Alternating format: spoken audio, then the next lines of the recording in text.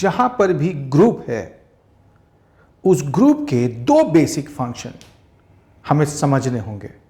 अगर समूह ने उन दोनों फंक्शन को बहुत अच्छे तरीके से नहीं किया तो समूह टूट जाएगा, चाहे वो परिवार हो, चाहे आपका स्वयं सहायता समूह।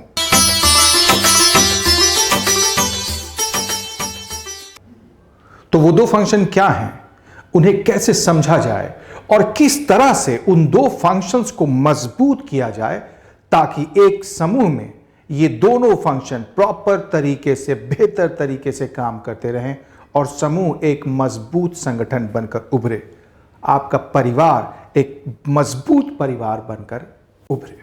तो आइए समझते हैं इस बात को। तो समूह के फंक्शन दो हिस्सों में बटे हुए हैं।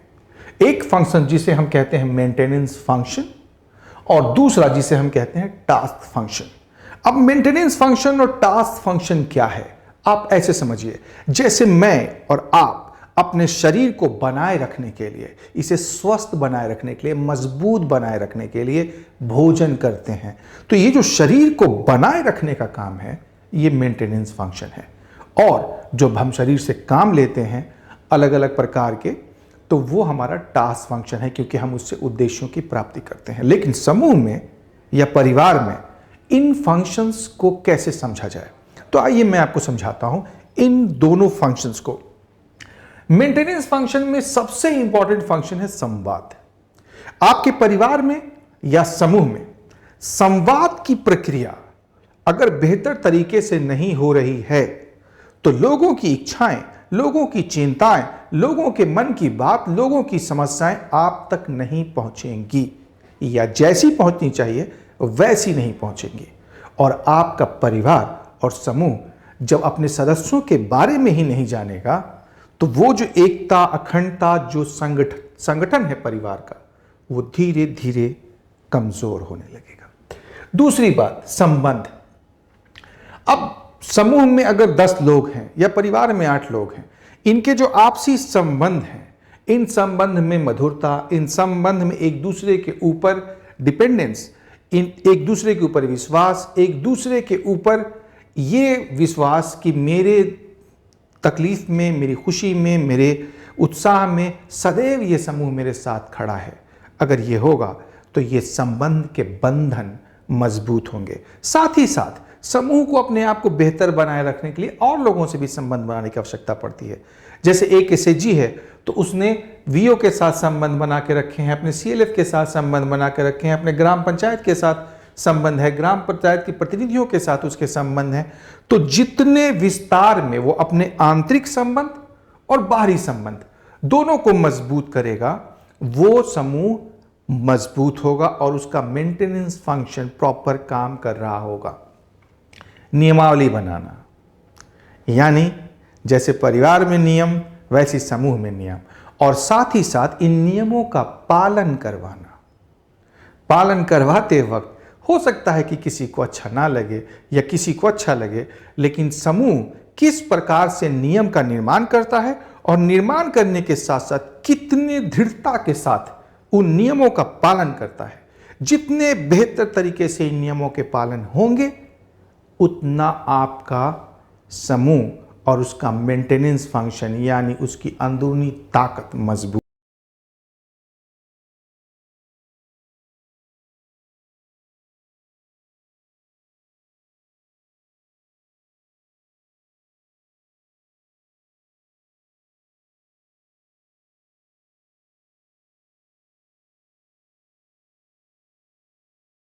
होगी।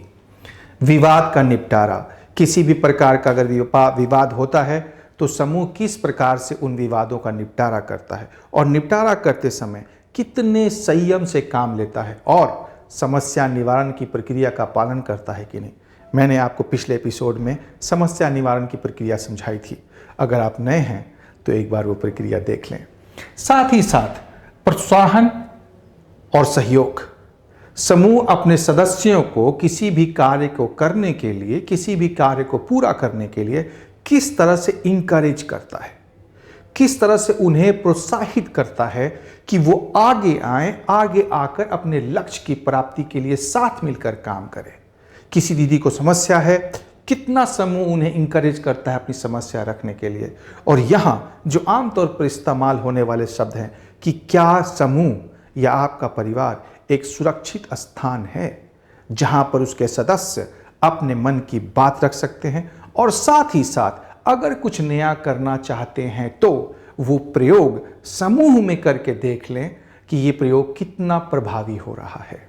इसके बाद हम सहयोग के अलावा विश्वास निर्माण एक बहुत ही महत्वपूर्ण मुद्दा है, जहां पर समूह किस प्रकार से अपने सदस्यों के बीच में एक दूसरे के प्रति विश्वास का निर्माण करता है। तो ये जो कुछ बातें हैं ये मेंटेनेंस फंक्शन के अंदर आती हैं।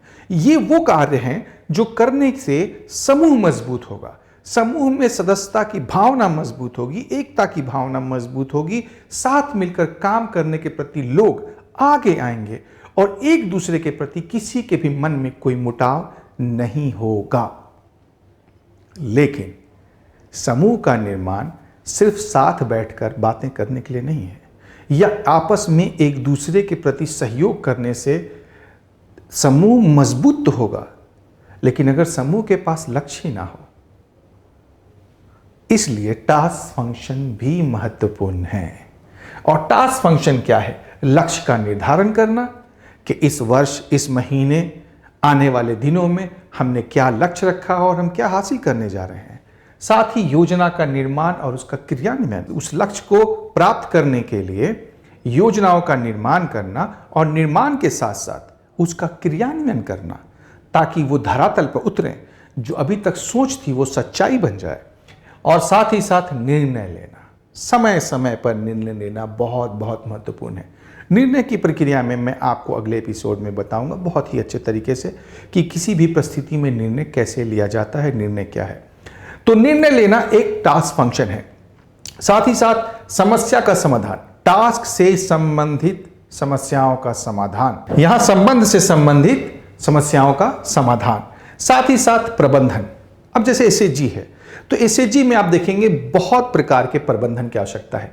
अगर आप सेविंग देखें तो सेविंग के तरीके, सेविंग का रेट, सेविंग की जो को कैसे सुरक्षित रखें, सेविंग का कैसे इस्तेमाल किया जाए, बैंक में जमा किया जाए कि सदस्यों को दिया जाए, उस पर कितना लाभ लिया जाए, इत्यादि इत्यादि। अगर लोन है तो लोन देने की प्रक्रिया, किसे लोन दिया जाए, देते समय किन किन सवालों को पूछा जाए, देने के बाद क्या क्या चीज़ें देखी जाएं और समय पर वो लोन वापस हो जाए। इसके लिए हम सदस्यों को कैसे बार बार याद दिलाते रहें, उनका सहयोग करते रहें। साथ ही साथ पूरा लेखा जोखा, हिसाब किताब और साथ ही हिसाब किताब, ताकि सदस्यों को पारदर्शी तरीके से जानकारी प्राप्त हो, एक दूसरे पर विश्वास बना रहे कार्य के प्रति। और कार्य का अवलोकन, समय समय पर यह देखना कि समूह अपने लक्ष्य के प्रति आगे बढ़ रहा है कि नहीं, वो कार्य हो रहे हैं कि नहीं। अब ये दो प्रकार के फंक्शन हैं, टास्क फंक्शन और मेंटेनेंस फंक्शन। हमें उम्मीद है आप ये बात अच्छे से समझ चुके होंगे कि ये दो फंक्शन अलग अलग हैं, बट ये दोनों फंक्शन इंटरडिपेंडेंट हैं, यानी एक दूसरे पर आश्रित हैं। इसको हम समझने के लिए ऐसे समझते हैं। अब आप ऐसे समझिए कि अगर ये दो पहिए हैं किसी गाड़ी के, तो दोनों का बैलेंस होना जरूरी है। अब स्थिति क्या होगी?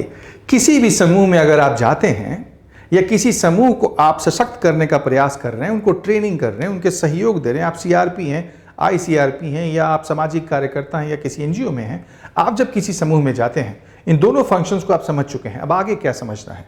आगे ये समझना है कि टास्क फंक्शन और मेंटेनेंस फंक्शन, दोनों फंक्शंस का किस प्रकार से वहां पर निर्वहन हो रहा है या कैसे किए जा रहे हैं। सपोज कहीं पर टास्क फंक्शन तो हाई है, मेंटेनेंस फंक्शन हाई नहीं है,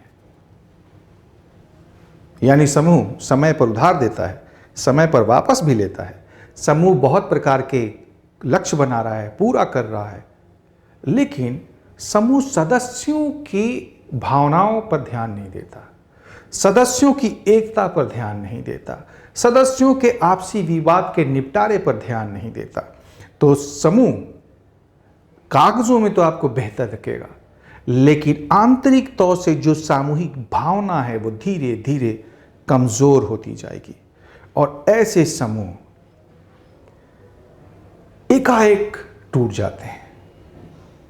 सब कुछ बेहतर चलता रहता है और एकाएक टूट जाएगा। आपको लगेगा अरे हुआ क्या, यहां रिपेमेंट बहुत अच्छी से हो रही थी, सेविंग बहुत अच्छे से हो रही थी, यहां पर लोन लोगों को टाइम पे मिल रहा था, लेकिन ऐसा क्या हो गया? ऐसा इसलिए हो गया कि समूह ने सदस्यों का ध्यान नहीं दिया। यानी एक ऐसा परिवार जिसके सारे सदस्य दिन रात काम में लगे हों लेकिन एक दूसरे को समय ना देते हों, ऐसा परिवार टूट सकता है। दूसरी बात कि जहां पर ना मेंटेनेंस फंक्शन है और ना टास्क फंक्शन है, एक ऐसा समूह जहां पर आपसी सहयोग की भावना भी नहीं, एक दूसरे से संवाद भी नहीं, कम्युनिकेशन भी नहीं हो रहा है, आपसी समस्याएं भी नहीं निपटारी जा रही, एक दूसरे को बोलने का मौका भी नहीं दिया जा रहा है, और साथ ही साथ ना उसके पास कोई लक्ष्य है, ना कोई योजना है, ना कार्य है। ऐसे समूह आमतौर पर जिसे हम कहते हैं कि ये समूह फंक्शनल नहीं है, या ऐसे समूह बहुत मामलों में डिपेंडेंट होंगे, उन्हें कोई और चला रहा होगा। जब कोई आता होगा तो समूह बैठता होगा, बैठने में भी सारे नहीं बैठते होंगे, क्योंकि उपस्थिति आप देखेंगे तो मेंटेनेंस फंक्शन है और लोन का दिया जाना टास्क फंक्शन है। तो हो सकता है कि कुछ लोग लोन लेकर वापस नहीं आ रहे हों, कुछ लोग ग्रुप में ही नहीं आ रहे हों, और दोनों ही स्तर पर मेंटेनेंस फंक्शन में भी और टास्क फंक्शन में भी दोनों में ही ग्रुप काम नहीं कर रहा है। तो जरूरत है ये समझने की कि इस ग्रुप के दोनों फंक्शंस को मजबूत किया जाना चाहिए। तीसरी बात कि जहां टास्क फंक्शन नहीं है और मेंटेनेंस फंक्शन हाई है, जहां लोगों में एकता बहुत है, संवाद बहुत है, मन की बातें होती हैं, एक दूसरे का सहयोग कर रहे हैं, विश्वास है, लेकिन लक्ष्य नहीं है, तो ऐसे आपको बहुत सारे ग्रुप, वीओज, सीएलएफ दिखेंगे जहां महिलाओं में एकता बहुत है, आपस में बैठकर बातचीत करने की भावना बहुत है, लेकिन दिशाहीनता है। और ऐसे समूह उन बाहरी लोगों पर निर्भर करने लगते हैं जो उन्हें नई नई दिशाएं बताते हैं, वो उनकी बताई दिशाओं पर आगे बढ़ने लगते हैं। लेकिन चूंकि वो प्लान नहीं है, उसका डिटेलिंग नहीं है, तो वो समूह चलेगा, जिंदा रहेगा, लेकिन उपलब्धि हासिल नहीं कर पाएगा।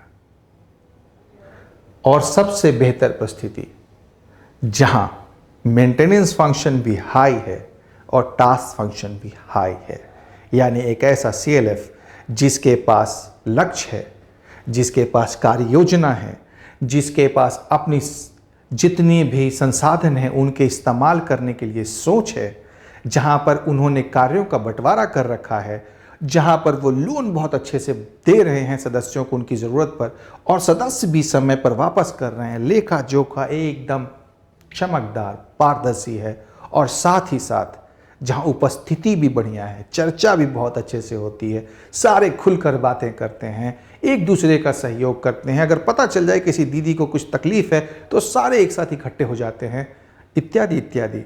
अगर ऐसा है तो यही तो है जो समाज को बदलने की ताकत रखता है। ऐसा ही संगठन, ऐसा ही सीएलएफ बनाने की हम और आप सोचते हैं, और हम और आप चाहते हैं कि हमारी मेहनत से ऐसे ही परिणाम निकले।